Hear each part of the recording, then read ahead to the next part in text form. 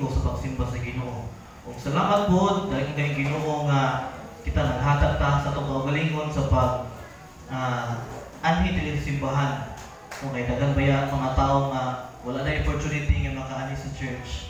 And dali ko kay Ginoo nga kanang padayon ta nga nagasimba sa iyahan, nagahatag og panahon karong adlaw na para mag-iusa sa pagsimba sa atong buhing nga Ginoo. So this month, this is the second Sunday of February, and padayon ta sa ato ang emphasis this morning about loving others.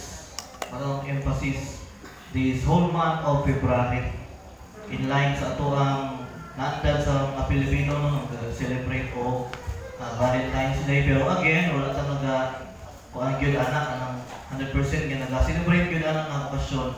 But we are using this opportunity nga mag-preach sa tinuod nga love, kasi tinuod nga love nga naa sa Bible, nga ginatudlo sa Bible. So ato ang title for this morning is Love, the DNA of a Christ-centered Church. Nga to ang text this morning is sa 1 Corinthians chapter 13, ang whole chapter na siya. Sa itong pagsugod, let us first pray, mag-indog ta, balihog. Nakaputa, Ginoo Diyos nga labing yung anan, ang ginadaya Ginoo o ginapasalamatan karon nga buntag. Ginoo, ikaw mo'y maday sa mga kinabuhi. And Lord, tabangin ni sa mo ang pagtuon, pagmamalan ng sigong pulong. Ikaw mo'y magapanalangin sa matag usa ka namo o kaalam nga langit nun nga mong masabtan Ginoo imong mensahe about loving others. Ginoo, ang tanan mo ginutugyan kanimo lamang. In Jesus' name, Amen. Palihog sa paglingkod. So, moto itong title this morning, no? Love, the DNA of a Christ-centered Church. So, kaning ang DNA sa tanan ng mga living organism no diri sa earth natay sa mga unique nga DNA nga naa siya kanang unique nga genetic code para ma-identify ka sa kung sa ka klase nga living organism. Sa salida ba yan, kay uso ko ning mga DNA anong paghapit na mahuman ng salida, mabalaan kung pa-DNA na dayon ang bida nga uy imo dai ito parent pag imong kalaban mga ingana ba mga ilhanan nga na-adjoy kay tinuod nga identity nga wala kay lain ka parehas. So same po na sa atong church. Ang usa ka Christ-centered nga church naabot tay spiritual DNA nga mao ni siya ang timailhan or kanang marka sa usa ka Christ-centered church. Mo na ilhanan sa imong identity and purpose sa usa ka church. And ingon sa 1 Corinthians, that is love, ang DNA sa usa ka Christ-centered church. Si Jesus himself na-declare siya sa John chapter 13:35. By this, everyone will know that you are my disciples. Mga disciples niya ang gisultihan ani. If you love one another. Mabalang sa kalibutan that you are my disciples if you love one another. Mo na ilahang DNA nga gibili ni Christ sa ilaha. No naitabo ni katong during last supper nila. Nung akong message last Wednesday. Sa karon nga panahon po sa karon nga modern world, ang churches nailhan sa mga lahi ng mga kanang identity. Na yung mga churches nga, they are known for their beautiful church building. No na yung mga simbahan nga, ay basta nindot nga simbahan mo nga church na. Na yung mga churches nga, no, they are known for their dynamic preaching. Ay basta preaching ganin isbutan, kaning nga church yun ang the best matanaw nimo. Na po yung mga churches nga the best ang ilahang music or worship production. So nang isugan ni music worship kaning nga church ang the best ana ay identity ba. Pero sa biblical nga panglantaw si Jesus Christ nagasulti nga ang identity ninyo as my disciples if you love one another. Wanang ilahanan nga kanang kamo akong mga sumusunod, tinuod nga mga sumusunod. Sa atong pagpadayon, atong tan-awon ang background sa ato ang gibasa nga text gay nasa 1 Corinthians chapter 13. So si Apostle Paul ang sulat aning 1 Corinthians nga libro to address sa mga naglahi-lahi nga mga issues sa Corinthian Church. Kaning Corinthian Church is a wealthy nga, or ang kaning Corinthians nga lugar is a wealthy but immoral city. Tungkol sa ilahang kanang geographic nga place. Sentro siya sa, dali na siya sa kanang for trade ba nga lugar. Kaning Corinthian Church was a mix of Jewish and Gentile nga mga believers. No, na sila yung mix.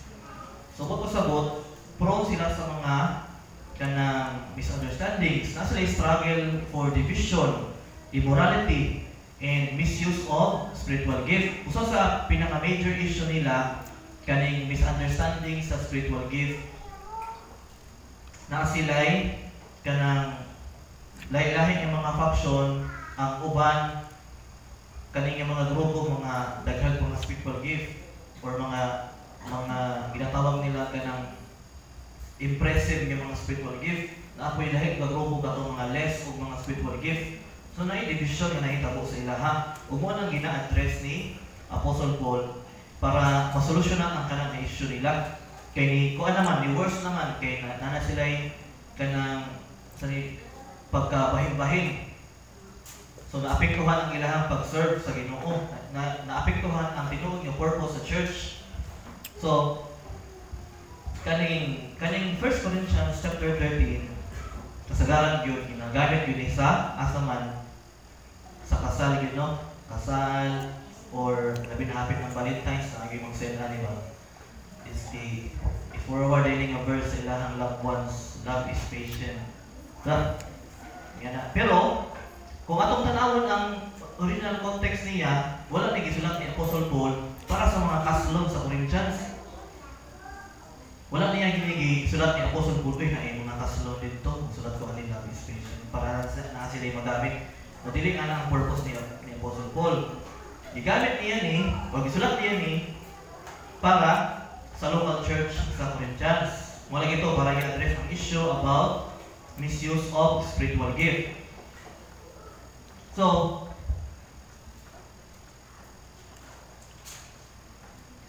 ang spiritual gift, nakabalutan na ang purpose ani is to edify and to serve others, di ba? Ang purpose sa spiritual gift. Aside sa given naman aside sa maghatag ng glory sa Ginoo, but ang spiritual gift para building up the church, to build up the church and to serve one another. Pero nalahip nila kung pagsabot ng ilang spiritual gift. Naghinambong na sila ba? Uy, maka-speak in tongues ko, maka-prophesy ko, meaning I am more spiritual than you. Ikaw, imong gift, kay kung ano man imong gift, service raman imong gift, wala, less spiritual ka, kung yan na ba? Nawala na ilahang love, naapektuhan nilang service, tungkol sa ilahang mali nga definition about spiritual gift. So, when we talk about what is the most important in a local church, daghang tag mga kanang misconception, no? Kasi importante sa local church. Siguro may importante sa local church, dapat nindot yun ka building. Ang importante sa local church, dapat kanang bagtik ng mga leaders. Or ang nindot sa local church, dapat daghan o membro. No, kasagaran sa mga tao, mo nang ginauna-una nila sa church. But, according ang atong gibasa, love is the most important thing sa tanan. Amen? Agree tahan, no? Pero kato ako mga gibang mention, dili to siya mali, no? But naagoy pinakalabing importante sa tanan, nga mo ay foundation sa taong faith. And atong hisgutan karon na munta, ngano nga ang love mao man ang DNA sa usa ka Christ-centered church. Ug unsa ang naa sa love nga ginahisgutan ani ni Apostle Paul sa iyang letter. First point nato karon is love is the foundation of our service. Verses 1 to 13. Ingon si Paul, if I speak in the tongues of men or of angels, spiritual gift is siya, but do not have love, I am only a resounding gong or a clanging cymbal. Verse 2, if I have the gift of prophecy, gift gihapon, and can fathom all mysteries and all knowledge, gift of knowledge, and have faith, gift of faith, that can move mountains, but do not have love, I am nothing. Verse 3, if I give all I possess to the poor, and give over my body to hardship, that I may boast, gift of giving is siya, but I do not have love, I gain nothing. No, grabe no? Sa kung sa pa na mong gift, kung sa pa na klase, bisag daghan ka og gift, if I do not have love, anak si Paul, I am a resounding gong. I am nothing. I gain nothing. So atong makit-andiri nga without love for others, kaya ang purpose sa gift is to serve others. So founded by love, mag yun na.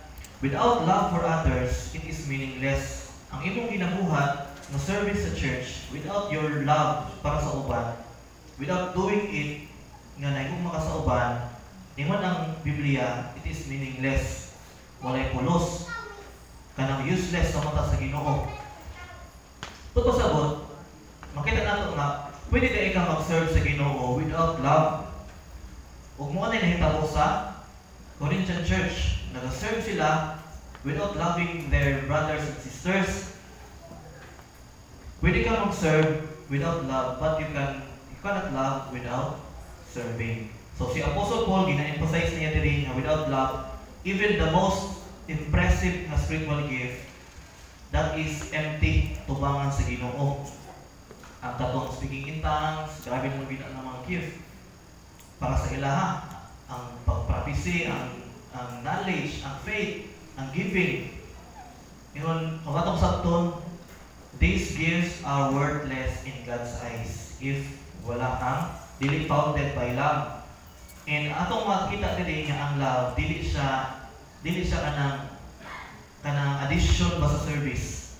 Ang love dili siya addition sa service, but it is the foundation of your service to the Lord. Example, ako nang example akong kagalingon sa una, kung dito pa ako sa Gisli, mga high school yung ako ani. Akong ginabuhat sa una kay para ma-satisfy ako ang pagka-musician.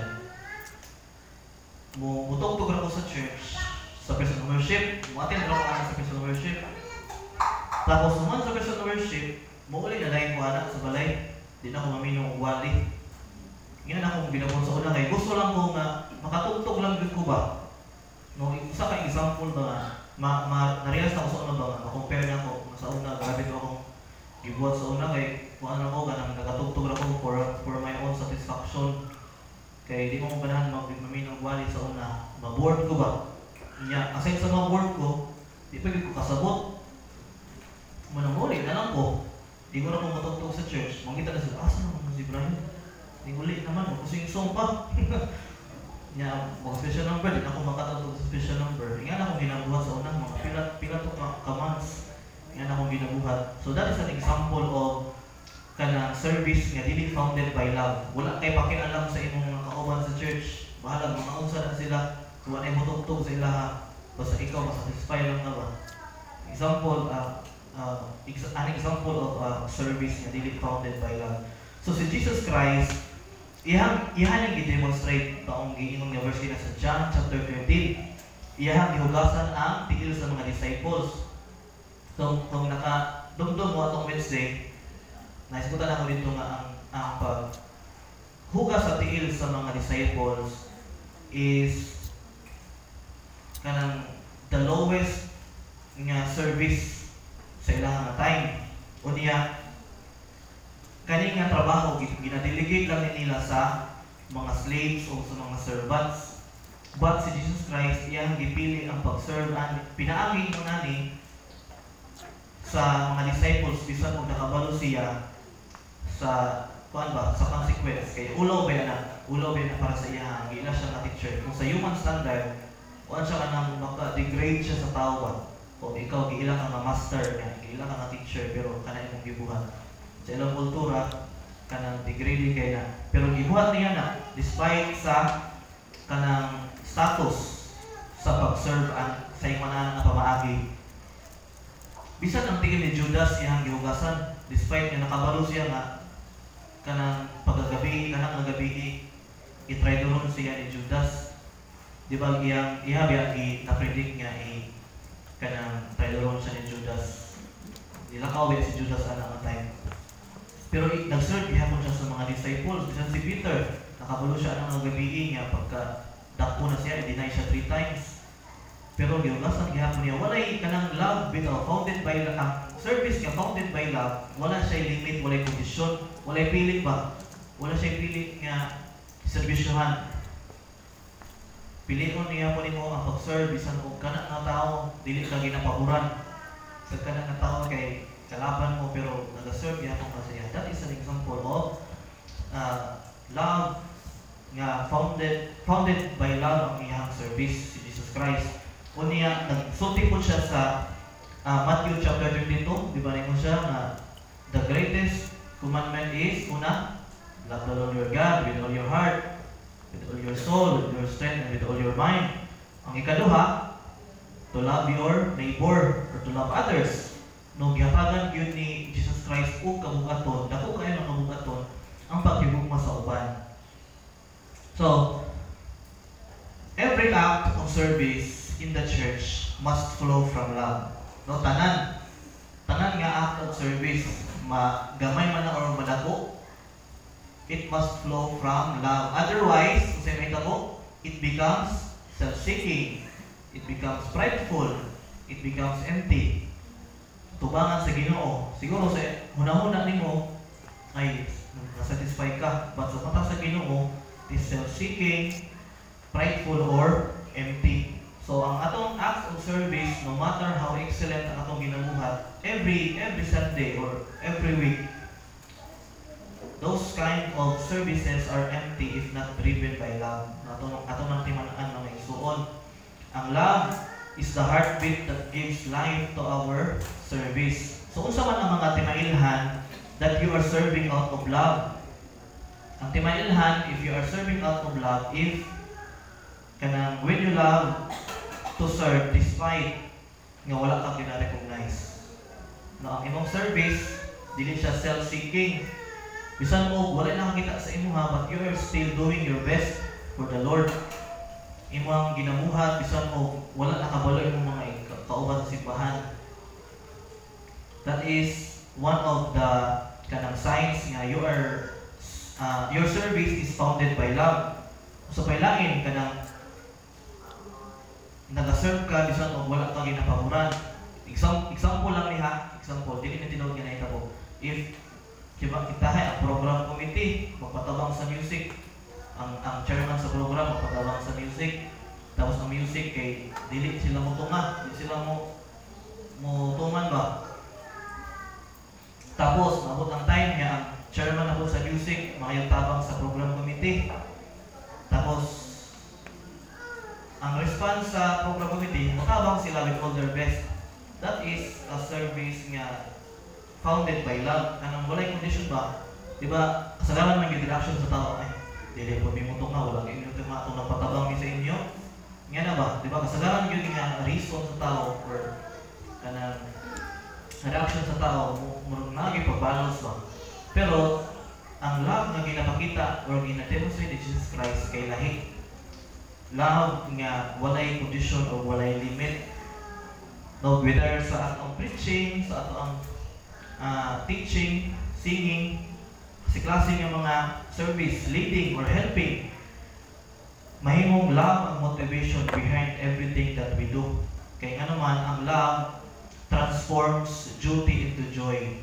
So, ang love nimo, ang iyong duty, pinaagi sa love, it will transform into joy. Bisan o wala kang ginapamuran sa mga kauban mo sa church, but kung sila nang mga tabang, you will still kanang help them. Kaya imong pagserbisyo, inubanan man sa love. So, walay condition, walay limit. So, mga itong first point, love is the foundation of service. Ikaduha, love is the expression of Christ in us. Verses 4 to 7. Ningon si Apostle Paul, love is patient, love is kind, it does not envy, it does not boast, it is not proud, it does not dishonor others, it is not self-seeking, it is not easily angered, it keeps no record of wrongs, Love does not delight in evil but rejoices with the truth. It always protects, always trusts, always hopes, and always perseveres. So si Apostle Paul, nagpa-remind ani nga ng mga verses nga kanintanan possible lang ni nga mabuhat nato kani nga mga kinaiya pinaagi sa love. And kung atong tanawon kanintanan nga mga kinaiya mo ni ang mga kinaiya po ni Jesus Christ. No, yan ang i-demonstrate. Kung atong bayloan ang love of Jesus. Jesus is patient. Jesus is kind. Jesus does not envy. Jesus does not boast. Jesus is not proud. Jesus does not dishonor others. Jesus is not self-seeking. Jesus is not easily angered. Jesus keeps no record of wrongs. Jesus does not delight in evil but rejoices with the truth. Jesus always protects, always trusts, always hopes, and always perseveres. So kanintanan mo ni mga qualities, mga character or nature ni Jesus Christ. Kung atong tanawan ang life, tibuok na life ni Jesus Christ sa Bible, atong na makita ang kanang qualities iyang ipakita, no, iyang i-demonstrate, iyang i-example. Usa ana, he patiently taught with his disciples, nahimo siyang patient. Nag-love siya, nahimo siyang patient sa pagtudlo sa mga disciples for whole 3 years. Iyang gitudloan ang mga disciples, nahimo siyang teacher nila. Dili lang sa theory, pati po practical. Para lang sa ko ha. Dili jud ko musugot nga nang musulti ang uban nga mga disciples gani walay eskwela, dili educated, dili jud ko musugot ada kay ang ilang teacher si Jesus Christ, the greatest teacher. Lahi lang ilang education system sa ilaha sa una o sa karon, di ba? Lahi lang yun. Pero nag-eskwela sila, theory o application pa yun. Grabe, for murag sobra pa rin sila sa nagmasteral. Kaya grabe ang ilahang kanang na-learn from Jesus Christ. And then, Jesus showed kindness sa mga sinners. Tanang klaseng mga sinners, iyang ipakitaan o kindness. Tapos, si Jesus Christ, iyang naging humble siya sa iyang kaugalingon by obeying the will of the Father. No, dito sa cross. Tapos, ultimately, He gave His life on the cross for our salvation. Kanintanan, nahimo ning qualities ni Jesus Christ, katong nabuhi pa siya sa kalibutan, yan ang ipakita. So, when we love like Christ, we reveal His presence in us. Atong gina-express ang atong kaugalingon, atong gina-express ang qualities ni Christ sa atong kaugalingon. Unya atong gina-reflect sa uban. Mura siya kanang mirror ba? Kanang mirror, kanang nag-reflect of light. Kung ang kanang sa amin, limpyo siya, nanya properly ang position, mo reflect na siya o kanang lindot nga kahayag. Pero kung ang sa amin kay kanang hugaw or buak-buak na or misaligned, kung sa may ang ma-produce nga reflection, buwan kanang siguro blurred na ng mga reflection or distorted na ang reflection nga iyang ma-produce nga light. No, same ra pud na sa tuwa. If we let selfishness, if we let pride or kanang wala kay pag-forgive sa imong mga kaubanan, ang imong gina-reflect nga image ni Christ will become unclear para sa uban. Diba? Nakuha na to. Kung mo nilang atong gina-reflect sa uban, dili nila mainhan or lahi ang ilahang mahimong pagkailang ng Jesus Christ. Mo ni ang Kristohanon ay mo dili ilahang Ginoo. Mo na ba? So, if we claim to follow Christ, His love must be evident sa atong daily lives. Lisod man siya, pero sa tabang sa Holy Spirit, ato gining mapanimuhaan niya mabuhat. This means showing patience sa atong family, kindness sa atong fellow church members, no walay pili. Dili ta mamili og pakitaan og maayong kinaiya. No mapupuri man na madato, mabata or matigulang, walay pili ang atong pagpakita kindness sa ilaha. Giving grace even to those who are difficult to love. Siguro natay mga neighbors nga di ta ganahan sa ilang mga kinaiya. Wala ta nag-away sa ilaha pero kanang di ta ganahan mamansin. Nga na ba? Mga silingan o mga friends nga difficult to love, kung imong tugutan nga i-express nimo ang si Christ imong ginabuhi, then willing ka mohatag og grace para sa ilaha. So kani nga passage naga-challenge sa ato ang mga believers in Christ to reflect God's love in our character and our actions, ug kini naga-prove sa ato ang true spiritual maturity. Kaya ang spiritual maturity sa tao dili ma-measure sa imong abilities or sa imong kadugayod sa pagpangalagad, dili ma-measure sa unsay position nimo sa church. Ang true spiritual maturity ma-measure by your love for others. Muna yung hanan. Muna nga dili gyud tan-aw sa kanang posisyon or abilidad sa tao atong tan-awon niya ang character. Diyan mo bal-an kung siya mature siya ng Christian or dili. So, what atong second point, love is the expression of Christ in us. Atong gina-reflect si Christ sa uban. Number 3 and last point nato, love is the lasting mark of the church. Verses 8 hangtod sa 13. Ang ibutan na rin, verse 8 lang ni. Love never fails. Akong basahon, love never fails, but where there are prophecies, they will cease. Where there are tongues, they will be still. Where there is knowledge, it will pass away. Verse 9, for we know in part and we prophesy in part.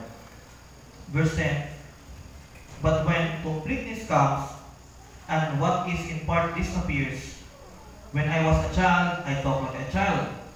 I thought like a child. I reasoned like a child. When I became a man, I put the ways of childhood behind me. For now we see only a reflection as in a mirror, then we shall see face to face. Now I know in part, then I shall know fully, even as I am fully known. So, kani po nga part sa chapter, kani nga mga verses, si Paul nag-remind sa ato that love is the one thing that will never fail. Kung inyong Bible kay katong ESV, English Standard Version, ang translation dito kay love never ends. Sa kanilang version kay love never fails man. Pero sa ESV, ang translation niya, love never ends. Kung pasawat, it is constant forever. Ningon si God sa Jeremiah 31:3, ano siya na, I have loved you with an everlasting love. Kung may ang iyang love, walay katapusan. So, ang next yung sentence sa verses, ang next sentence aning sa verse 8, i-contrast niya ang love with their spiritual gift. Karong gi-address na ni Paul ang ilang issue. Di ba si Paul kaning prophecies, kaning tongues, kaning knowledge, it will all pass away. But love will endure forever. Munang gina-point ni Paul ang love mo ning mulungtan hangtod sa kanturan, dili ang inyong spiritual gift. Munang ayaw pag-away ana, kay mawala ra man siya. Mga itong tanawon, ang love is the attribute of God, di ba? 1 John 4:8, no, God is love. Siya mismo ang love. Siya na mismo. And mga itong tanawon, God is eternal, di ba? But masabot, love is also eternal. So tama itong giningon ni Paul din sa iyang letter na love will never fail or love will never end. So, this shows nga ang love is dili lang siya usa ka importante nga characteristic sa church, but it is the defining mark that will last into eternity. Marka or anong staka ba ilhanan, marka sa usa ka church nga dili lang basta kanang marka lang sa church, but it will last into eternity hangtod sa kahaturan. Kaning spiritual gifts magod they are given to the church for kanang temporary lang para di ba akong usa to akong giingin nga purpose to edify and to serve others ang spiritual gift nimo. Karon kung mubalik na si Christ, ato na siya makita face to face, wala tayong need for this spiritual gift. Kay perfect naman ta ni Lord. Kung perfect naman ta, di naman ta kailangan mag-serve sa uban kay ang spiritual gift ba kay dili ba parehas. Na uban naa siya ani, na uban wala ani. Muna mag-serve ba na mo para kanang makuha ninyo ba? Ma-serve ninyo ang needs sa matag usa. Pero pag abot sa katapusan, we will be perfected na sa Ginoo. So ang pinaka-focus na po nato ang pag-serve kang God for eternity. Muna nga, yung si Paul, nga mawala na ni siya, kung dili ang gugma lang mo mulungtad, mo dapat na inyong i-practice permanente, mo dapat na ang mulabaw sa inyong church, dili ang mga spiritual gift, kay mo na ang dili mawala. So, as believers, we are called to make love the central focus of our faith. Ningon si Christ, by this all men will know that you are my disciples if you love one another. Munang kailangan kita nga sa ato ang adlaw kapag kinabuhi as mga Christians, mga anak sa Ginoo, ato gyud i-cultivate ang kanang love in our words, in our actions, in our relationships with one another.